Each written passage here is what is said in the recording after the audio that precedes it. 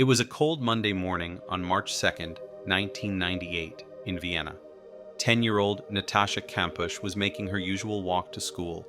Her parents had just separated, but like every other morning, she set off on foot.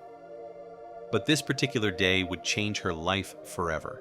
As Natascha walked alongside a busy main road in the southern part of Vienna, a white van suddenly pulled over next to her.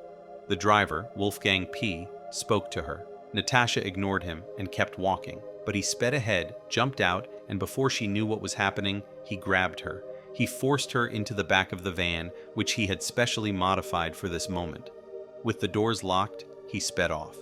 This chilling moment marked the beginning of an unimaginable new chapter. For the next 8 years, Natascha would have no contact with the outside world. Wolfgang P. was a 36-year-old engineer who saw himself as a loner, someone with very few friends. He had meticulously planned this kidnapping, right down to which child he would target, how he redesigned his van, and the hidden prison he built in the basement of his house. After snatching Natascha off the street, he drove her to his home in Strasshof, about 25 kilometers northeast of Vienna.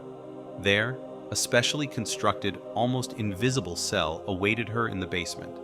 He parked in the garage, unlocked the back, and dragged her through several doors to a tiny space that would become her new world.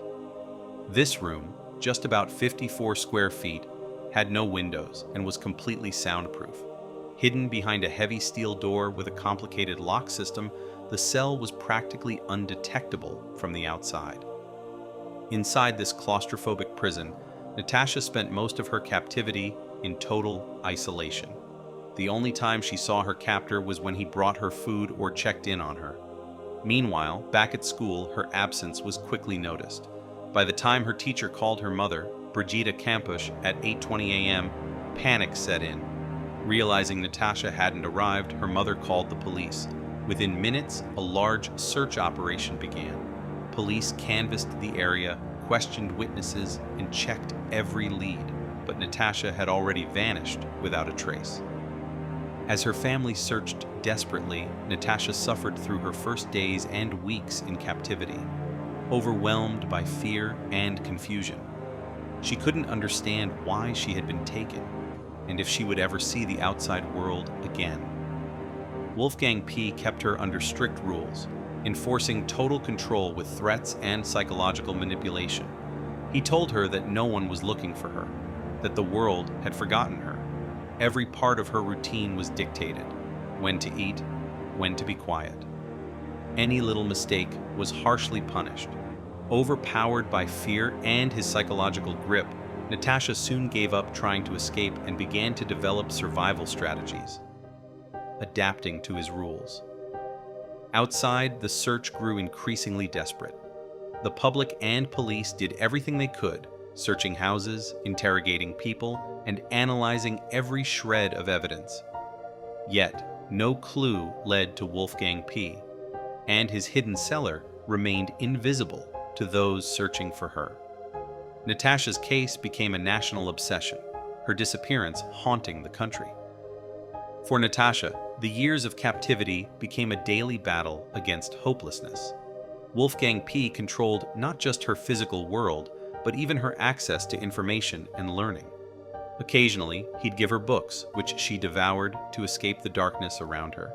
Over time, she began to use knowledge as a refuge, immersing herself in anything she was allowed to read.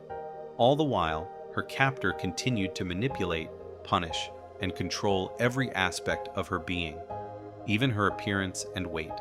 She was entirely cut off, with no chance to reach out or seek help. Although deprived of freedom and human contact, sometimes Natascha found small moments of resistance, defying him whenever she dared. Even though these acts of rebellion were severely punished, they showed her will wasn't completely crushed. In certain periods, Wolfgang P. gave her a bit more leeway, letting her out of the cell, sometimes even taking her outside, always under strict supervision.